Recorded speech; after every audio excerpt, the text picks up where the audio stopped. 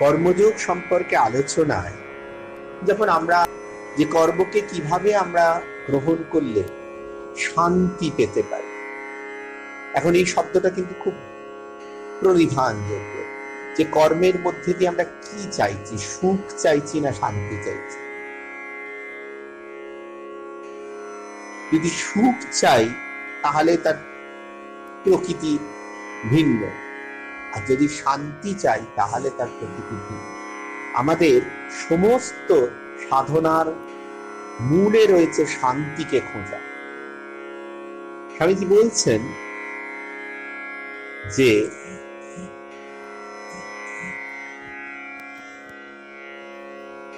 this peace gives us permanent satisfaction.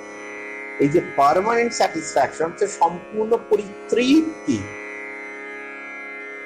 অখণ্ড পরিতৃপ্তি আমাদের কিন্তু দেয় শান্তি। The misery that we feel when I am hungry is satisfied by eating. দেখবেন কোন জাগতিক কারণে যদি আপনি দুঃখ পান বা আমি দুঃখ পাই, তাহলে সেই জাগতিক কারণটি নির্বাপিত হলেই দুঃখটিও তাৎক্ষণিক সেই সময়ের মতো চলে যায়। অর্থাৎ খিদে পাচ্ছে, আপনি আপনার পছন্দ মতো খাবার পেলেন, খেলেন, শান্তি পেলেন। কিন্তু সেই শান্তিটা কতক্ষণ? সেটা তো পার্মানেন্ট শান্তি হয় না, অখণ্ড শান্তি হয় না, কিছুক্ষণের জন্য। কারণ তার কিছুক্ষণ পরেই আবার খিদে ফিরে আসে। সকালে খেলেন, দুপুরে খিদে পেয়ে গেল, আবার দুপুরে খেলেন, বিকেলে খিদে পেয়ে গেল, আবার বিকেলে খেলেন, রাত্রে খিদে পেয়ে গেলে বারবার ফিরে ফিরে আসে। তো এটা অখণ্ড শান্তি আপনাকে দিতে পারছে না। My misery can cease only when I am satisfied beyond all wants. তাই এই শান্তির যে খোঁজ, এবং এই খোঁজে আমি অখণ্ড শান্তিতে তখনই বিরাজিত হতে পারি যখন আমার মধ্যে চাওয়া পাওয়াকে আমি নিয়ন্ত্রণ করতে পারি। Then hunger will not make me miserable. No distress, no sorrow will be able to move me. তাই খিদে, তৃষ্ণা, চাহিদা এগুলোকেও নিয়ন্ত্রণ করতে হবে। দেখবেন আমরা ডাক্তার যখন বলেন তখন খিদেকে নিয়ন্ত্রণ করি, খাওয়াকে নিয়ন্ত্রণ করি, নিজে সজাচিত ভাবে করি না। কিন্তু যতক্ষণ ডাক্তার না বলছেন যে এবার থেকে এই এই জিনিসগুলো আর খাওয়া যাবে না, এবার থেকে এই এই জিনিসগুলো আর করা যাবে না, ততক্ষণ আমরা কিন্তু করে যাই, নিয়ন্ত্রণহীন ভাবে করে যাই। যখন আমাদের একটা এক্সটার্নাল ফোর্স বলে না এগুলো আর করতে হবে না, তখন কি হয়, মনের মধ্যে সেই ইচ্ছেটা থাকে, উপর থেকে একটা ভয় তাকে নিয়ন্ত্রণ করে। এটি হচ্ছে অতি সাধারণ প্রকৃতির মানুষের পরিস্থিতি। যৌগিক মানুষের পরিস্থিতি তা নয়, তিনি স্বইচ্ছায় নিয়ন্ত্রিত। তার খিদে যতটুকু পান তিনি ততটুকুই খান এবং অত্যন্ত সামান্য খান। খিদে যতটুকুই পেলো তার চেয়ে অনেক বেশি খাওয়া হলো, তারপর বমন হলো বা শরীর খারাপ হলো, বা সেই খাবার জমে জমে ওজন বাড়লো, ওজন বাড়ার ফলে বিবিধ ব্যাধি এলো। এই যে নিয়ন্ত্রণহীনতা, এইটা সাধারণের প্রকৃতি, এবং তার থেকে স্বাভাবিক নিয়মে যদি চলে আসে সেটি হচ্ছে মিজারি, অর্থাৎ দুঃখ। So that help which tends to come, and the help which tends to make us strong spiritually, is the highest. Next to it comes intellectual health, and after that comes physical health. অর্থাৎ সবচেয়ে বড় একটি মানুষকে আমরা সাহায্য করতে পারি তাকে সংস্কারিত যদি করি, তাকে শুদ্ধ সংস্কারের সঙ্গে যুক্ত করি, আধ্যাত্ম সংস্কারের সঙ্গে যুক্ত করি। আমাদের সংস্কার ভারতীর কার্যের মধ্যে এটি গৃহীত, তার মূল মন্ত্রে সেটি সিঞ্চিত। আমরা মনের মধ্যে সেই উপলব্ধি করতে পারলে বুঝতে পারবো যে সবচেয়ে বড় দান হচ্ছে তাকে বোধের সঙ্গে যুক্ত করা। তার চেয়ে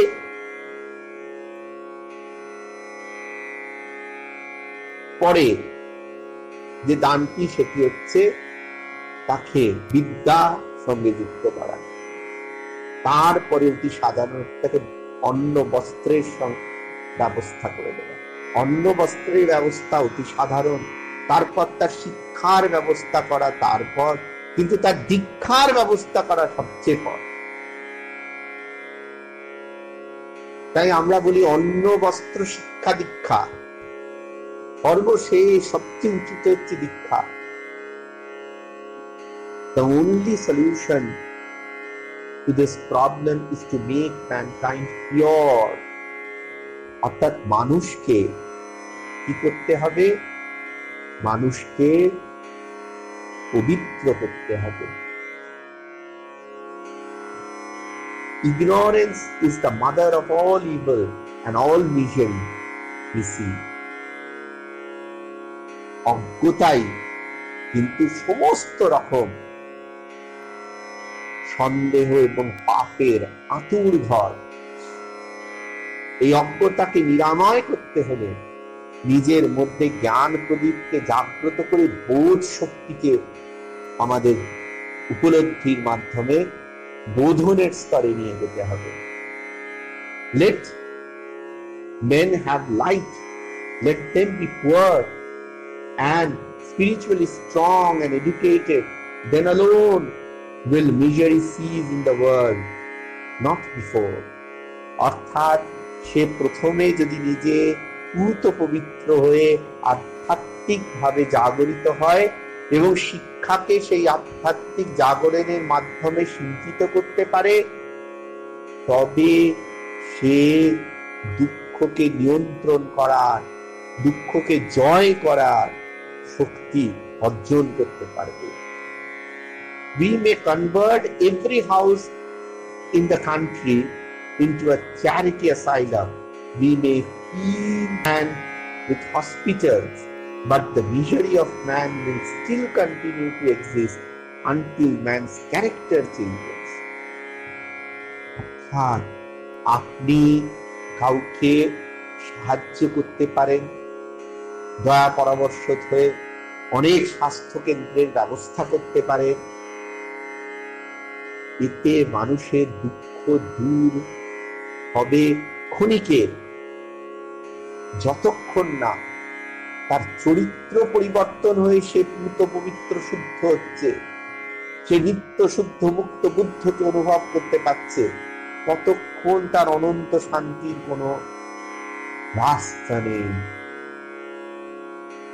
নিত্য শুদ্ধ মুক্ত বুদ্ধ হতে গেলে নিত্য নিজেকে শুদ্ধ রাখতে হবে। মুক্ত এবং মোক্ষ স্তরে না গেলে বুদ্ধত্ব উপলব্ধি করা যাবে না। We read in the Gita again and again that we must all work intensely. কর্ম মানুষকে একটা তাড়নায় ঘোরায়।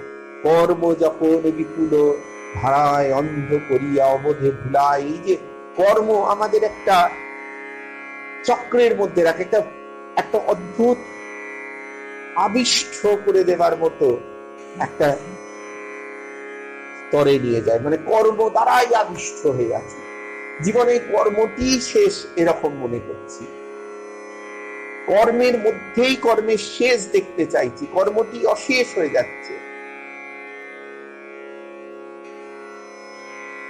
দেখবেন আজকাল আমরা একে অপরকে, সে গৃহেই হোক গৃহান্তরেই হোক, তার দরকার মতো সাহায্যটা পৌঁছে দিতে পারি, কিন্তু তার সঙ্গে সময়টা ভাগ করে নিতে পারি না। সবাই এত ব্যস্ত যে যাকে নিয়ে, যে কেউ কারোর জন্য কোনো সময় ভাগ করতে পারছে না। তার হয়তো একটি ভালো চেয়ারের দরকার, আপনি কিনে দিয়ে দিলেন, কিন্তু সেই চেয়ারে তার পাশে বসে কথা বলার সময়টা কিন্তু থাকছে না, এই কর্ম ভুলিয়ে রাখছে। এইখান থেকে all work is by nature composed of good and evil. এবার কোনটা আমার শুদ্ধ কর্ম, কোনটা অশুদ্ধ কর্ম, কোন কর্মের শেষে আমি তাকে পাচ্ছি আর কোন কর্মের শেষে শুধু আমি জাগতিক সুখ পাচ্ছি, এই বোঝটা যদি আমার না থাকে, যে কর্মের মধ্যেই কর্মের শেষ দেখতে চেয়ে, যে কর্মের শেষে তিনি নেই, যে কর্মের শেষে তার সঙ্গে এক হতে পারবো না, সেই কর্মের মধ্যে যদি নিজেকে বিলীন করে দিয়ে বোধহীন করে রেখে শুধু বুদ্ধির মাধ্যমে চলি, তাহলে সেখান থেকে ইষ্টের দর্শন হয় না, সেটা কর্মযোগ নয়। যে কর্মের মধ্যে দিয়ে আমি তাকে দেখতে পাচ্ছি, যে কর্মের মধ্যে দিয়ে আমি তার সঙ্গে যুক্ত হতে পারছি, যে কর্মের মধ্যে দিয়ে সেই বোধে আমি আসতে পাচ্ছি যে কর্ম আমাকে তার সঙ্গে বাঁধছে, কর্ম আমাকে যদি ইনক্রিমেন্টের সঙ্গে বাঁধে, কর্ম আমাকে যদি প্রমোশনের সঙ্গে বাঁধে, কর্ম আমাকে যদি আরো ভালো আরেকটি কর্মের সন্ধানের সঙ্গে বাঁধে, সেই কর্মটি কর্মযোগ নয়। যে কর্মটি আমাকে তার সঙ্গে বাঁধে, তার উপলব্ধির সঙ্গে বাঁধে, আমার নিজের অন্তর্জাগরণের সঙ্গে বাঁধে, যে কর্মটির মধ্যে দিয়ে আমি তাকে নিজের মধ্যে অনুভব করতে পারি, সেই কর্মটি কর্মযোগ। যে কর্মটি তার সঙ্গে আমায় যুক্ত করে। কর্ম যখন বিপুল ধারায় অন্ধ করিয়া অবধে ভুলায়, ওহে পবিত্র ওহে অনিদ্র রুদ্র আলোকে, এই জায়গায় দাঁড়িয়ে every work must necessarily be a mixture of good and evil, yet we are commanded to work intensely. Good and evil will both have their results, will produce their karma. এই যে কর্মফলের যে কথা আছে, যে ভালো কর্ম ভালো ফলের দিকে নিয়ে যাবে, মন্দ কর্ম মন্দ ফলের দিকে নিয়ে যাবে। প্রত্যেকটি কর্মের একটি ফল আছে, প্রত্যেকটি ফল ভালো কর্ম মন্দ কর্মময়, এই ফল তার মতো করে হবে। Good action will entail upon us good effect, bad action bad effect. But good and bad are both bondages of the soul. এবার এই যে ভালো কর্ম করলাম, আমাকে সবাই প্রশংসা করছে, আমি ভালো কর্ম করছি, সেটার মধ্যে থেকেও খারাপ কর্মের কথা তো জানি, সেটা আমাকে নিয়ে যাচ্ছে অন্য পথে এবং তার সঙ্গে অর্থাৎ ঈশ্বরের সঙ্গে যুক্ত করছে। কিন্তু ভালো কর্মের মধ্যে দিয়েও আমি যখন যাচ্ছি এবং মনে করছি সেটি তার সঙ্গে যুক্ত করবে, সেখানে একটি আশা আছে। আশা থাকলে আনন্দের জায়গায় যাওয়া যায় না, সেই আশাটা থেকেও নিজেকে মুক্ত করতে হবে। ঠাকুরের সেই ল্যাজ খসা, সেটাও খসে পড়তে হবে, আশাটাও থাকবে না, তবে আনন্দটা আসবে, সে আনন্দময় স্তরটাকে উপলব্ধি করা যাবে।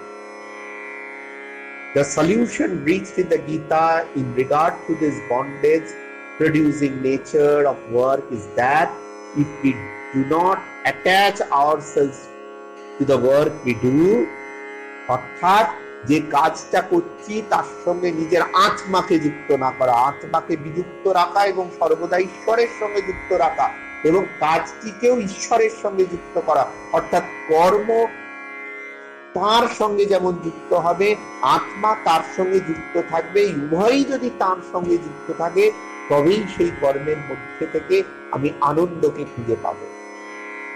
যে কর্মটি আমায় রোজ অ্যাটেন্ডেন্স রেজিস্টার সই করার জন্য করতে হয়, পরে এসে আগের টাইমটি লিখে নিজের সঙ্গে নিজের তঞ্চকতা করতে হয়, এই যে বিবিধভাবে সাধারণ মানুষ নিজের যাতায়াতকে লিপিবদ্ধ করে, দিয়ে কর্মযোগ হয় না, তার সঙ্গে যুক্তও হওয়া যায়। We shall try to understand what is meant by non-attachment to work, অর্থাৎ কর্মযোগের প্রাণ কেন্দ্রে আছে যে নন অ্যাটাচমেন্ট। এই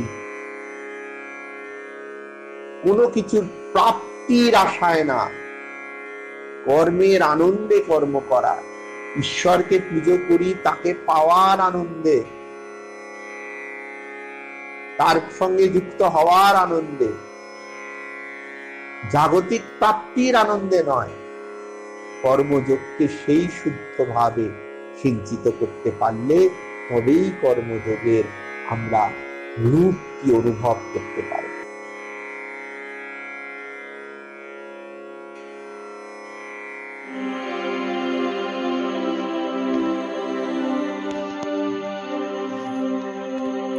জীবন যখন শুকায় যায়,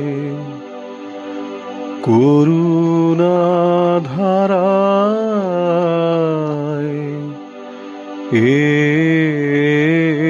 এসো, সকল মাধুরী লুকায় যায়, গীত সুধারসে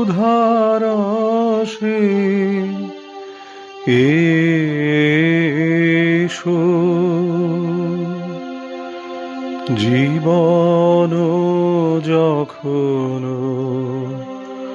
শুকায় যায়,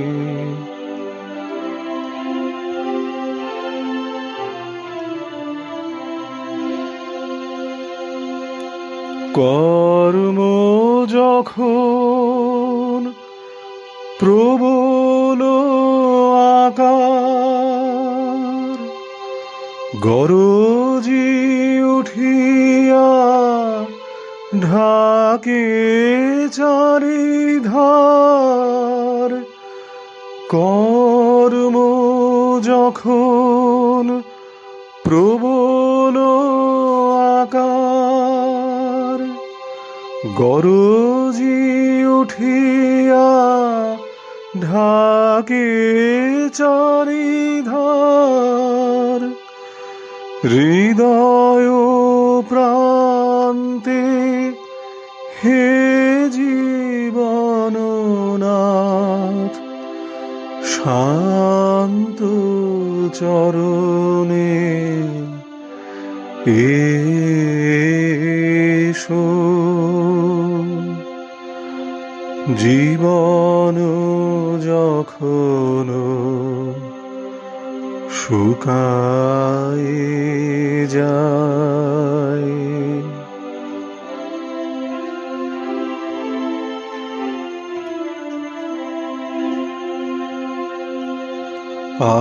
আপনারে যবে করিয়া কৃপণ, কোনে পড়ে থাকে দীনহীন মন, দুয়ার খুলিয়া হে উদারনাথ, রাজ সমারোহে এসো।